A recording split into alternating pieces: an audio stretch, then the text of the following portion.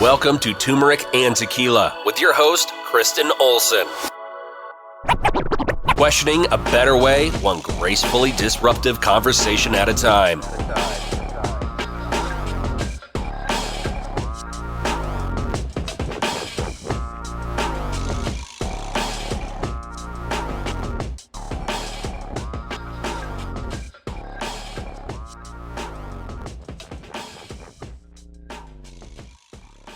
Welcome to Turmeric and Tequila. I'm excited to be with you here today. We have fitness family in the house, which if you listen to TNT, you know this is my favorite situation. Connects. We're going to jump right in. We've got lots of intel for all people, but particularly my women over 40, which we focused on this year in 2026. I want to give a special shout out to our sponsors, first and foremost, Colorado Clownfish Swim School, swim lessons and water safety training for all ages. They believe in life skills through sports. So go waterproof your family today, fellow local woman-owned business. So go get them. And one of our other favorites, Declan James Watches. They are local and veteran owned. 10% of all their proceeds go back to the Navy SEAL Foundation. So let's support our humans of service. And without further ado, I want to welcome Heike Yates to the TNT podcast. Welcome. I'm super excited, TNT family. I'm like, this is going to be awesome. Let's go. There's the energy. Okay, I am going to read your bio because you do cover a lot, but we are going to jump right into the personal story because you have such an awesome story. And it's her birthday soon. If you know me, I'm a huge birthday person, so we're channeling all the B-Day energy. Without further ado, let's go though. Heike Yates is a midlife fitness expert, author, and creator of the Spark framework. She helps midlife women navigate seasons when what used to work no longer fits and routines feel harder to follow than they used to. With over 35 years of experience in fitness, nutrition, and mindset coaching, Heike supports women who feel stuck in the gap between knowing what matters and actually following through. Her approach is practical, compassionate, and designed for real life, not ideal days. She is the host of Pursue Your Spark podcast and the author of Pursue Your Spark, where she blends science and lived experience to help women rebuild self-trust to move forward with steady steps without guilt extremes or starting over.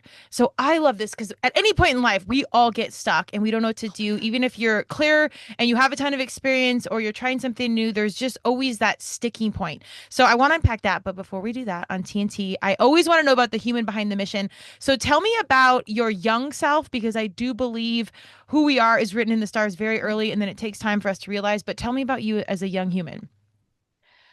I was very shy and a very big introvert. I used to be just reading books. I had very few friends.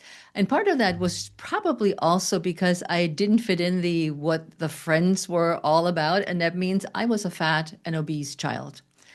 And people just wanted me around when there was a gap to fill. And I never fit. Otherwise, they wouldn't want me. They wouldn't want to hang out with me. And so I spent many years, reading books about adventures and freedom and going places that are exotic and exciting places. And back then, my idea was that, and it grew as I got older, that I wanted to move to America because I heard and read so much about it, and that I want to marry a farmer. Well, let's think in my naive way. I was thinking more like the show Bonanza with the cool guys and the cool horses and all this kind of lifestyle. Well, farmers is probably something very different than what I had envisioned. And when I came here, I was like, oh, definitely not going to live on a farm. That's so wild. But that's my younger self. And as I escaped that mode of not escaped, I always said my life, I had so many moments where the higher self, somebody up there, looked out for me, whether it was when I was obese and I lost over 20 pounds in 1 week. And then suddenly I was beloved by everybody, but look how great she looks and how skinny she is now. And now we want her around. To later when I was, feeding my kids on $300 a month of a single mom income where I had really no money, nothing, that I always had somebody that looked out for me and said, or something that said, let's help her out a little bit. She's really struggling. And something came along that helped me to my next step. Wow. Wow. Okay. There's so many questions there that I want to lean into. And since you dove right into higher self, I want to start there, because sometimes spirituality or religion or whatever you believe in, on TNT, I say God, universe, Madonna. I'm a big Madonna fan. So however you package it is fine. But when you're younger, it's hard to figure out faith and truly identify without your parents just telling you what it is. But tell me right about that. Like when did you realize it was higher self, or what was the awakening that you had that protection or something bigger looking out for you? I think this is something people need to hear more than ever right now. When I decided at the moment when I wanted a divorce, I walked into my husband's office. I was on the way with the children to visit. That's why I had two children. I still have them.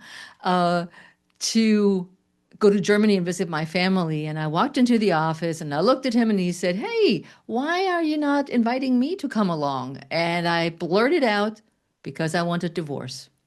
It was not premeditated. It was, I never thought, I mean, consciously, I never thought about it, but it popped to the surface it was just came out. This is what I want. I do no longer want to be trapped in a marriage that I'm no longer happy. We used to love each other. We have two beautiful kids, but the life that he wanted was definitely not the life that I had envisioned for myself all these years, reading my books in the kitchen under the table and growing up in Germany. And I I wanted something different, but I had made no plans. And I would, anybody listening to this, do not do what Heike did, because I had no safety net. I had no savings. We had no collaterals. There was nothing to sell. We made it through with on his salary, and I had given up my job at the Foreign Service, so I had no income of anything to speak. But I knew I wanted out of this, and I trusted that it somehow will work out and that people will hopefully help me move, which it did. People helped me move. And I remember one evening I sat there in the kitchen. We had moved into a townhouse that another friend had found for me. And I put everything on credit cards. I'm like, okay, rent on credit cards. Anything we can max up my credit, one credit card that I had. And I sat there and I was like, what am I going to do now? How is this going to work out? And I was like, Heike, you're an idiot. Why did you do that? You didn't think it through. You were emotional. You just did what you thought was right for you, but now you have two people that are dependent on you. And that was not a smart move. And literally the next day, a friend of mine said, "Hey, you were looking for a full-time position. I'm leaving that health club. You should apply now." Now, don't tell me there's no higher power there, because I hadn't put out in the public that I was looking for a full time, but she knew I was divorced, but that's all she knew. And then something happened and they are like, "Okay, this woman needs a job. Get over there." And that was just one of the moments where I go, wow, that was not planned. It was not premeditated. I didn't put up my network feelers. So to me, that meant somebody up there or down there or wherever they are, some energy said, "Let's go. We give you something. Let's work hard." These were my messages. Now we give you something. We give you that job. Make it happen. And I did. Amen. How, tell me, because sometimes I do think messages and signals and faith is showing up all the time. The key piece is that we're aware and we receive it. Tell me how you were aware enough to recognize it, and then aware enough to feel it, and then receive and take action. Or was it just something that came through and you almost didn't have a choice? I didn't have a choice. Mhm. I was like, I didn't know what else to do. My other choice would have been to go back to Germany with my kids and go back to where I did not want to live. That this is not the mother, the homeland, the doting for my family. "Oh, we can fix this for you and we can help you." And I was like, I don't want that. I don't Mhm. want that kind of help.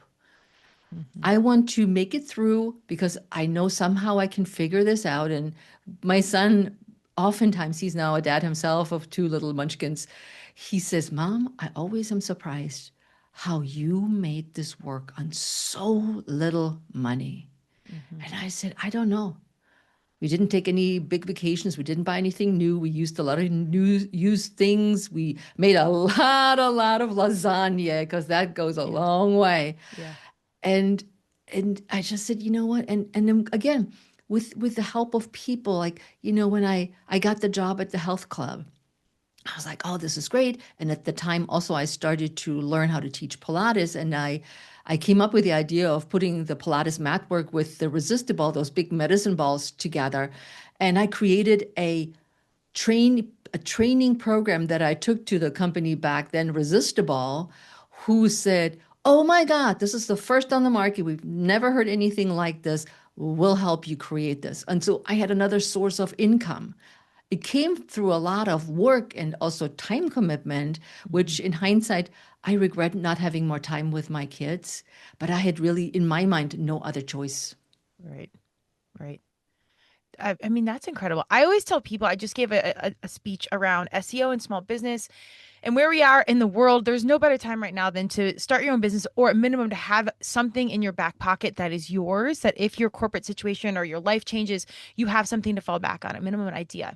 And the hardest part is starting. And I think often, because I was like you, like I just started, I graduated a D1 program and I knew I didn't want a boss, but I didn't know about business. So I just started a business. I was young and naive, and it worked out.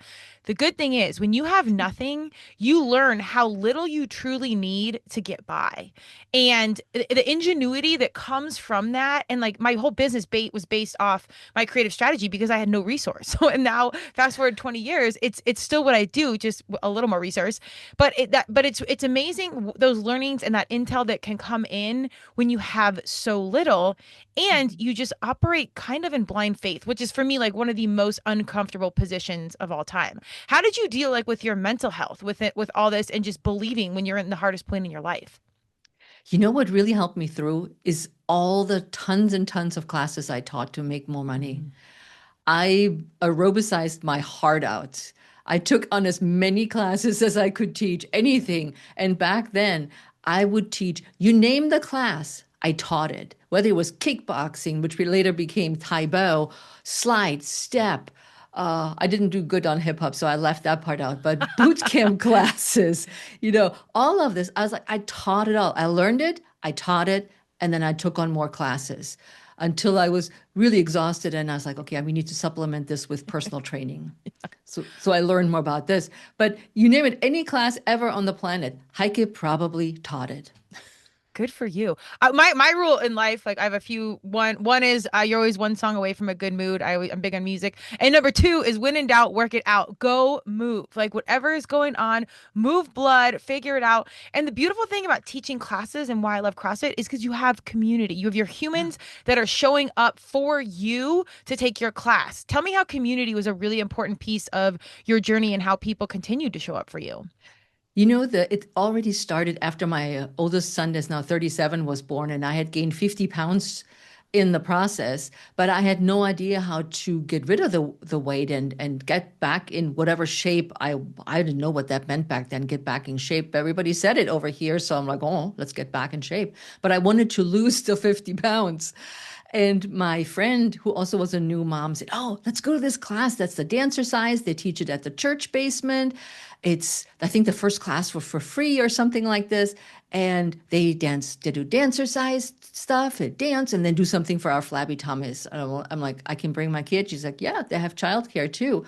So the two of us went to that class. It was so much fun. Picture this, 1980s, you go into the church basement, the teacher shows up, the classic look, headband, those shiny tights, boom box in hand with a Yes. mixed tape. You pop it in, you press play. And she had mixed it, which I later did. All the stuff I did myself. And they had mats. Everybody brought their mat and everybody brought their 3 pounds weights. That was sort of like the magic rule. 3 pounds is the right amount of weight, right? Doesn't matter.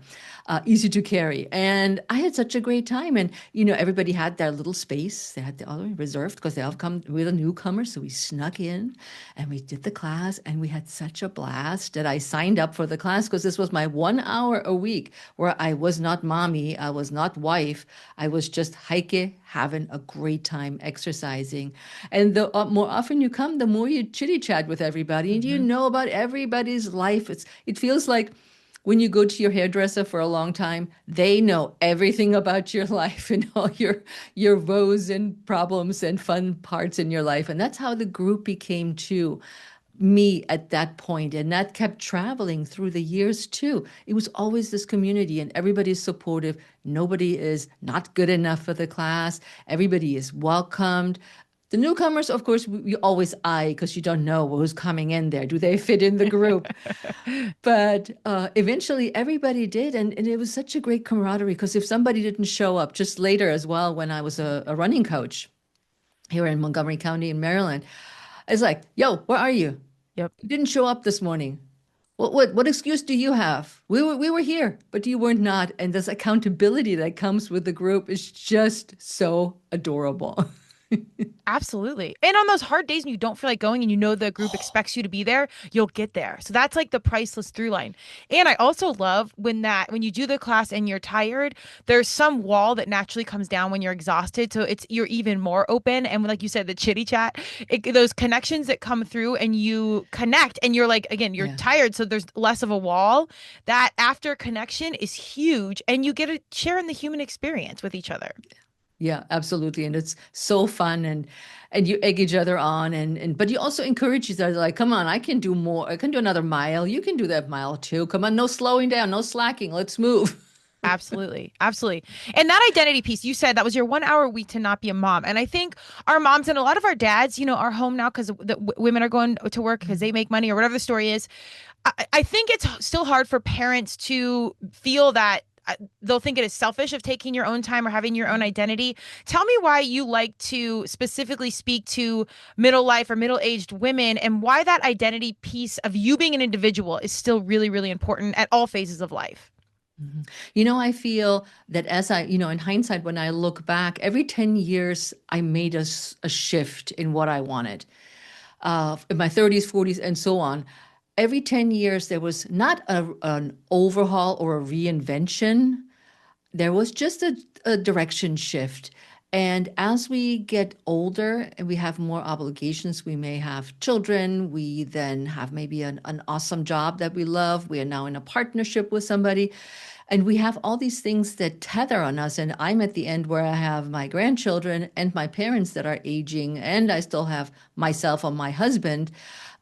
It's that sandwich situation where we allow less and less time for ourselves because we feel we cannot justify that we take that time away from somebody else, which is silly. Mm-hmm. There is plenty of time, but we don't have to justify to everybody else why we're taking that hour. And so many women do that. Oh, I'm just because why, and they have all these explanations, and I'm like, you do not need to explain. You need to step up to what you need, because the more you take care of yourself, the more you can take care of others without burning out. And that's a big issue that women start to overload themselves. And the word overwhelm is been in our social media like for years now. And if we just take a step back and say, what is good for me? Like when I decided I wanted to move away from my marriage, that was good for me. I needed to get out and do something good for me. Is it scary? Is it challenging? Of course it is, but so is any change. But as we embrace our change and move forward with intention, we can find a path that satisfies all parties, and we do not have to feel guilty one little bit. There you go. It's like the old cliche thing, like put your mask on the airplane before you put it on your kid. If you don't take care of yourself, you really can't show up and serve anyone. And I know, especially as women, we get addicted to this story of kind of being the victim or letting everyone expect everything from us when we know that's never been in the history of time. That's never been realistic. Mother Nature doesn't listen to anyone. Like, why should we? So you really got to like switch that narrative and mindset, which I know you focus a lot on, and getting clear on what you want. So perfect pivot. I want to talk about your book, Pursue Your Spark. That what we talked about prior, like that leap or that faith or that making that hard decision, even when it's super uncomfortable, but absolutely necessary. Tell me how that really inspired the book or how that webs and weaves throughout the chapters. The book started. Okay, I've been wanting to write a book for a while, and I didn't know where I was going to go. And I said, I do not want to write another fitness book. I could write a book about Pilates. I could, whatever. I'm like, but that doesn't light me up because when people come to me, whether it's in my programs or I still have a brick and mortar studio here in Maryland where I see people in person or virtually, the thing that comes the most prevalent is what their emotional needs are. The exercise seems to be the catalyst to open something up. And the book happened because one of my clients, who's now, so the book was published last year, is now 80. And she is more or less, for the most part, the caregiver of her husband. So her time gets shrunk by the minute, and she can't do this, and then she doesn't have time to that. And so she said, oh my God, I need a break. And her daughter said, come and visit me. Come up for the weekend, Mom, and find somebody to take care of Dad, and then we'll do something. So she's like all biting nails, like, is everything going to be okay? And she went to see her daughter, and they spent the weekend. She comes back. She walks in the door. She is beaming, and I was like, "Hello, what kind of weekend did you girls have?" And she said it was the best weekend. We went shopping. We had lunch together. I slept in. I quietly read a book. We had long mom and daughter talks without interrupting, without feeling guilty that I'm not taking care of my husband, her dad. And she says, Heike, I feel like myself again. And up until this point, I always thought that women meant I want to feel like myself again, like their younger self, like their 20s or 30s. And that was the first time where I finally understood that this was not the case as we're going through midlife. It is that we're finding what's true to ourselves, who we are, what we need, and who we have become throughout, and what we want to do with the next 10 years or 5 years of our life. We all said the next chapter, but the chapters are like confusing at this point. And that's really what inspired the book. I looked at her and I said, you just gave me the idea for my book. It is about helping women that are in the between phase of life to gain momentum. They're stuck, gain momentum to finally embrace their health and their life where they are in the middle phase. Mm-hmm. And that's why I always say midlife is, to me, from 40 to 80. After 80, most people have different orthopedic needs and different overall needs. At 40, we're starting to see the family gathering where women are starting to lose their independence and their gusto for life or their freedom or however you want to coin it, that we're starting to conform.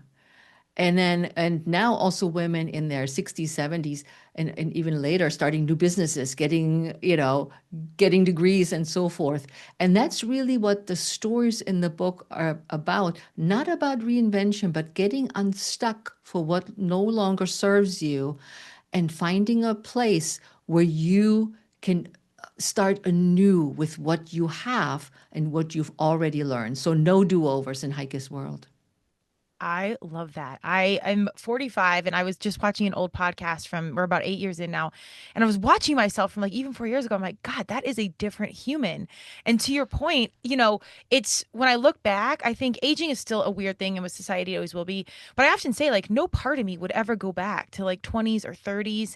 And I also don't want to start over, but exactly what you're saying. I love that I'm building on each piece of those phases. And a lot of those phases I was really unhappy, but the intel that I learned that facilitated that base for now where I feel more ready than ever to show up and serve, whatever that means, or however that looks, because of those, gaps or failures or what I thought were successes, like all that in between really was the base for right now. So I'm with you. Mm-hmm. You're really never starting over. It's building that base. I mean, I'm sure you could agree, like no part of you would be how you are now without everything that happened in the past. And I have to say that I don't think of anything as failure. When people say, oh, I failed at this, I've failed at that, I don't prescribe to that. Yeah. We never fail. We experiment. We're curious. We're looking into what's the next possibility. And if it didn't work out, oh, well, it just didn't work out for whatever reason. Building a new business, you didn't get enough funding that you hoped. Or like, for instance, I was in... When I was in between the studios, I wanted to open my own studio. I was so sick of working for other people. And I was looking around to rent a space where I could open my own Pilates and fitness studio. And back in the days, the banks would not give women loans. They're like, "Pff, you're a woman? What else you got? Is there a house that you collateral? So how many clients, how many whatever you have?" And I said, well, I don't have any teachers following me. They're like, well, this is not guaranteed income. And they literally crushed my spark. And they're like, basically, girl, just do what you're doing. You're never gonna get a loan, which Mm. I never applied for, but I still have now my own studio. But I've learned to say, all right, maybe not in this way I thought about, but I didn't fail not to get the loan because I still was making money. It's just my dream was a little bit put on hold until we found the house that we now own with my second husband that had the formerly known garage attached, already set up, bathroom, waiting room, room for all my equipment, windows bright. Nobody enters my house. They all come into the garage, basically up the driveway, and leave the same way. So I keep my privacy. And my studio so materialized in a very different way than I ever thought about 14 years ago. So no failure. Gosh. I love that. Well, it's so funny. I'm not traditionally religious, but I'm here for all the things. But one of my favorite sayings is if you want to make God laugh, show him your plans. Like you really have to consistently let go in life to let things happen because it's never going to turn out the exact way we are. And I'm sure you're like me when you're a high achiever or intentional human, we're going to fix it. We're going to train harder. We're going to do it. We're going to do it our way. We've got it all figured out. And I think that's when the failures or the breakdowns and breakthroughs happen because we're clung so hard to here's what's going to be. And then that's when those hard lessons come through, but you learn the most. Do you Yep. do you have one failure outside of that or learning experience we'll say that stuck really, really hard that was like a pivot point? These were some of the big ones. I think another learning point was, yeah, when I had 3 years ago, I had to give up running. I'm 65 this year, so I have, like everybody else, arthritis. And Yeah. I have really bad arthritis in one of my knees that I kept ignoring through all my triathlon years and all this. I'm like, it's going to be fine. It's just resting, icing. It's going to be fine. Do my strength training and all this. And finally, the knee caught up with me, and I had the choice to either get a full knee replacement Oof. or stop running. That was huge, Kristen. Hmm. I had to, for a year, I was grieving about my identity as a runner. I mean, like I said, I've been a bodybuilder. I've been an ultra marathon runner and a triathlete. But the thing that stuck with me the most, and that's probably also because of that close knit community I had developed in our running community, I missed my friends. I was not going to the runs anymore. I had no chit chat and hanging out together. I was there by myself and I couldn't run. So, who am I when I'm not a runner? Right. It was a huge identity shift.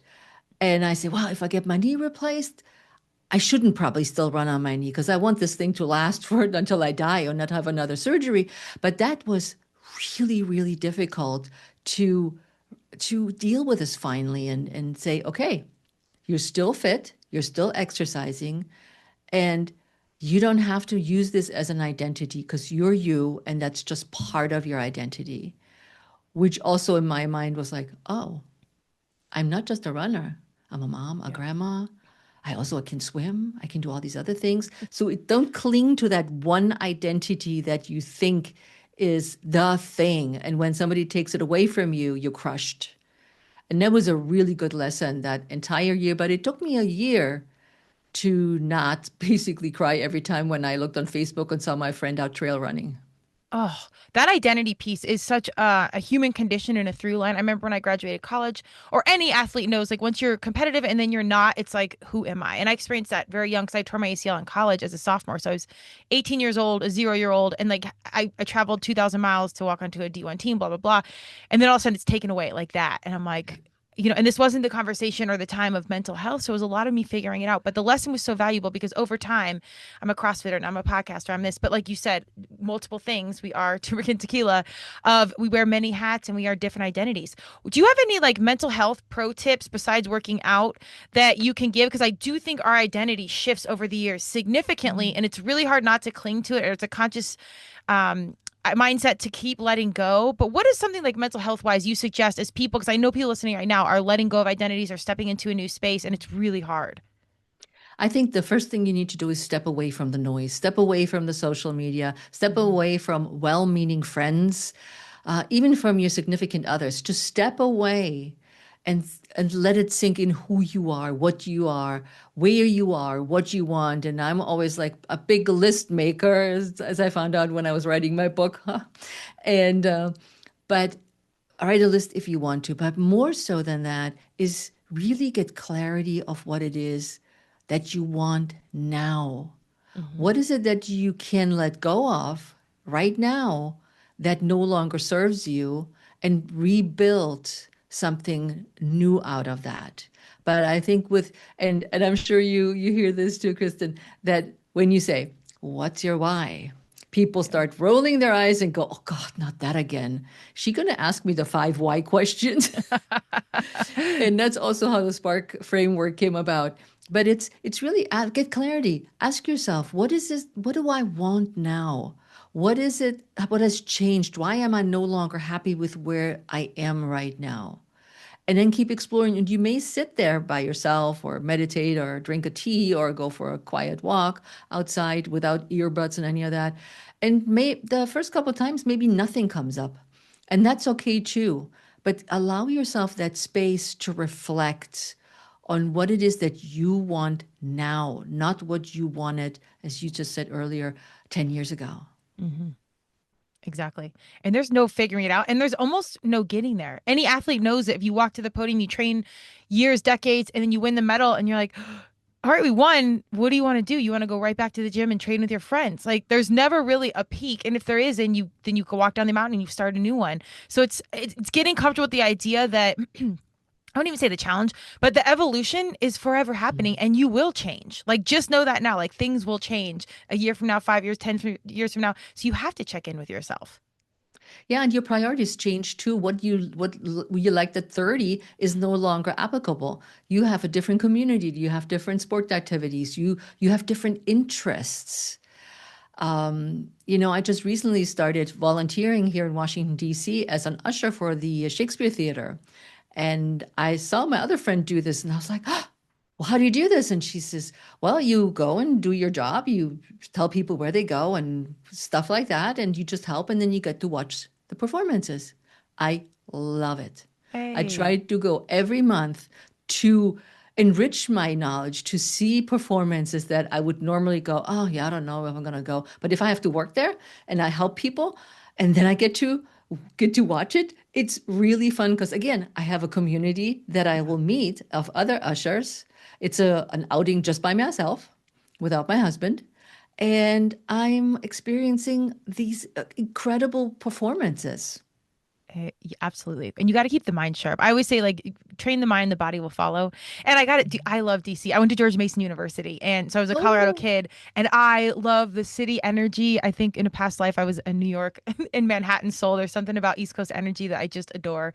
So that's great. And the food, the culture, like the humans of DC, in addition to taking that leap, it's such a special, special place. So I think that's so cool. And doing things on your own. That fades away fast, I think, as we get older because there's always somebody there.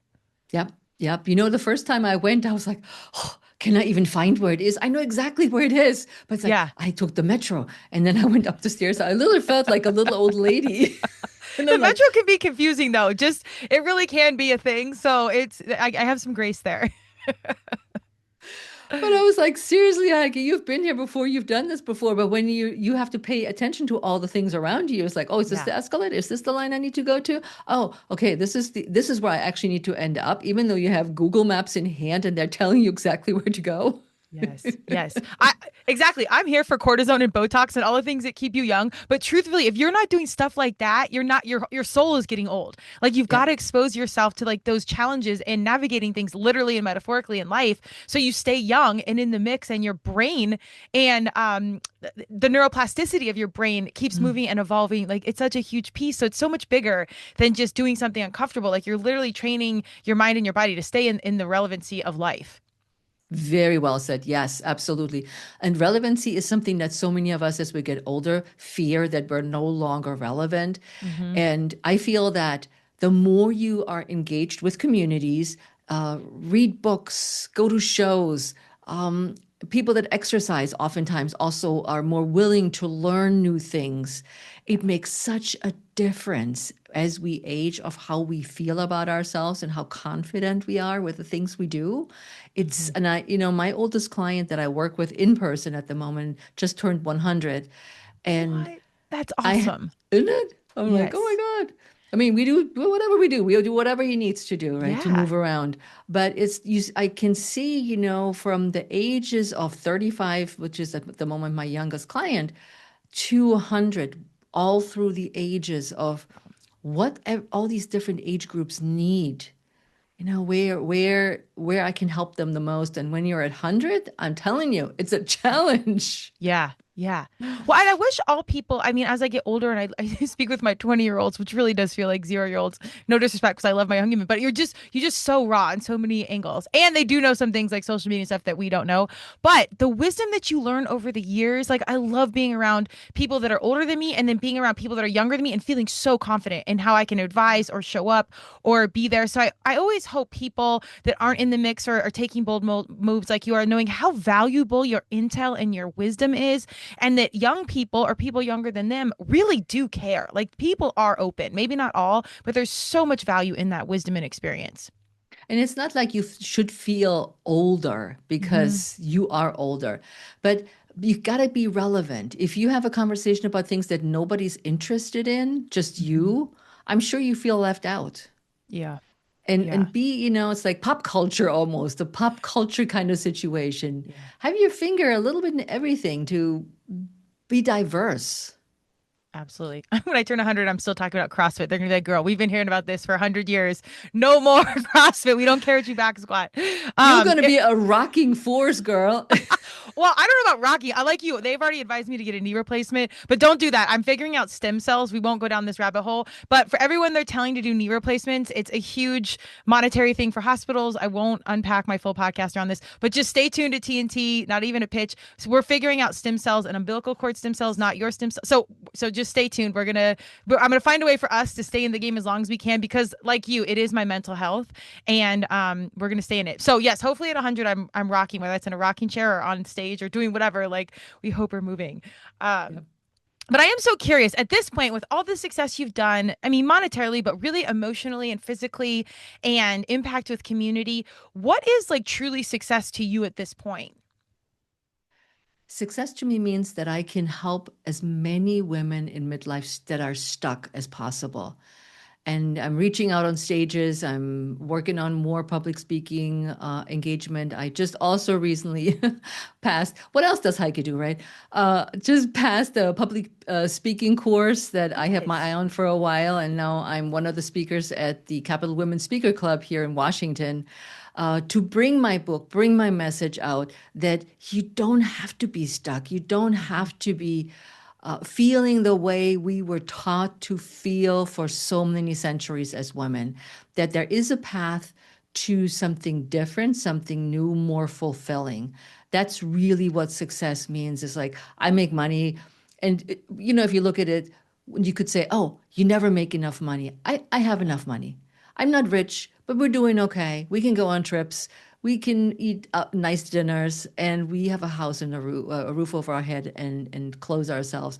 I don't need that much. I'm a minimalist really at heart, but that's really what I want. I want people to learn and understand that they can do more. Mm-hmm. Amen. It's so cliche, but I really do think it gets better. Some things get harder, but man, just in general, it really does get better. So if you're in a spot and you're kind of wondering what's going to happen next, like if you can just keep somewhere planted in your mind, like it's going to get better, even if it's hard to believe. Do you have like a favorite quote or saying or anything that you lean on to, like when the days get dark? You got this. Hey, okay. You got this. That's on my wall behind, but you can't see right now, but you got this. It's like, I love it. Everywhere. It's because it's short, it's mantra-like, it's easy to remember. And for all those women that have sleepless nights, instead of counting sheep, say, I got this. I got this. And that hopefully will put you back to sleep. Amen. And I love this so much because women showing up for women is so critical at this day and age, and we're getting better about it. You see women's sports popping off and so many things, and we are champions of each other. And I love, love, love to see that, especially the different generations, because like I said, the wisdom and the intel is so powerful and can streamline your process as a young human and then inspire your process as a mature human or vice versa. Like there's just so much magic in collaboration. I'm excited. Tell us where we find you, where we get the book, where can we check you out, anything coming up, like give us all the details. Well, my book Pursue Your Spark is out since August, and I am putting a big push to get even more people to get their hands on my book. And you can buy my book anywhere where books are sold, in either softcover, ebook, or audiobook. And I did not read the audiobook, but the person who did it for me is amazing. And you can find me and my business, Pursue Your Spark, just by Googling Heike Yates, HeikeYates. And I'm mostly hanging out on LinkedIn, Instagram, and YouTube these days. I love it. Heike, you're awesome. Are you speaking ever? Are you going through Colorado by any chance at any point in time? Nah, not anytime soon. Okay. Well, let me know if it happens, or we'll put it into the universe, or if I'm back in DC, which, oh my gosh, I would love to figure out some sort of speaking collab. I have so many great females that come through on the podcast, as I'm sure you do too. I don't know how things manifest, but I would love to get some of my intentional humans with intentional messages together in some capacity. So who knows how that can manifest? Put it out in the universe and go like, yes. Yes, we're ready. We're ready to receive. Well, keep crushing. I wish you all the luck. I think what you're doing is more important than ever. So many humans I know over 40, my females, are starting businesses and are doing something, or starting a new marriage, or just a new life. And it's really an exciting time to do so. Yeah, absolutely. Amazing. Well, go check out Heike and all the things she has going on. I love the energy and I love the mission. I love the story. Please check out our sponsors, Colorado Clownfish Swim School, swim lessons and water safety training for all ages. They believe in life skills through sports. So coloradoclownfish.com. Go check them out. Water safety is a big situation. We will be wherever you get your podcast. This video will be live on YouTube, and go check out all the amazing things that Heike has going on. Pursue Your Spark. It's 2026. Let's light things on fire. Cheers.